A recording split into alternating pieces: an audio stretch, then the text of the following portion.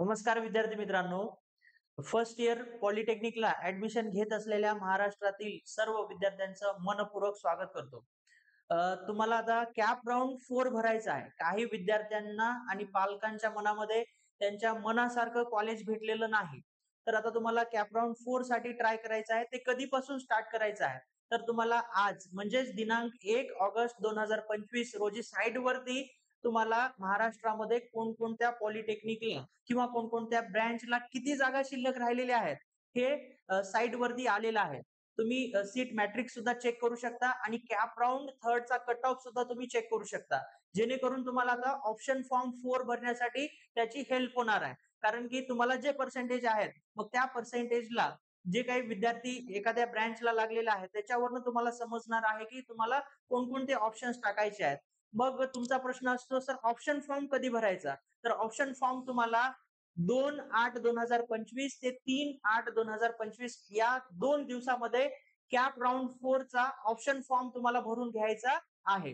मग त्यानंतर तुमचा प्रश्न असतो, सर मग आम्हाला कॅप राऊंड 4 मध्ये कोणतं कॉलेज मिळालं आणि कोणती ब्रँच मिळाली हे कधी समजणार आहे? तर तुम्हाला 5 तारखेला कोणतं कॉलेज मिळालेलं आहे आणि कोणती ब्रँच मिळालेलं आहे हे समजणार आहे.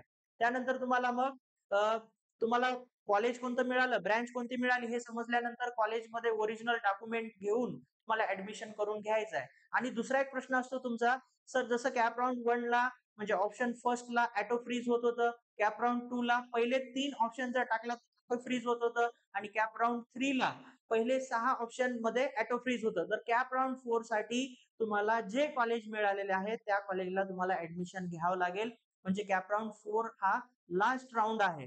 मग तुम्हाला दुसरा प्रश्न पडला असेल, सर तुम्ही तर सुरुवातीला म्हणला होता की कॅप राऊंड 5 आहे. तर कॅप राऊंड 5 जो आहे तो स्पॉट ऍडमिशन राहतो. म्हणजे जर समजा एखाद्या कॉलेजला एखादी जागा शिल्लक राहिली तर ठीक आहे, जर शिल्लक नसेल तर ऍडमिशन मिळत नाही. त्यामुळं कॅप राऊंड 4 च्या म्हणजे स्पॉट ऍडमिशन कडे जायचा विचार करू नका. कॅप राऊंड 4 मध्ये व्यवस्थित कॉलेज भरा.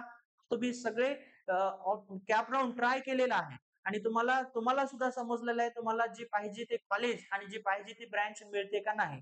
त्यामुळं मॅक्झिमम अजूनही सुरुवातीला तुम्ही गव्हर्नमेंट कॉलेज टाका, त्यानंतर प्रायव्हेट मॅक्झिमम कॉलेज टाका, जेणेकरून तुमचा कॅप राऊंड 4 मध्ये नंबर लागला पाहिजे. तर विद्यार्थी मित्रांनो, हे होते इम्पॉर्टंट डेट कॅप राऊंड 4 चे.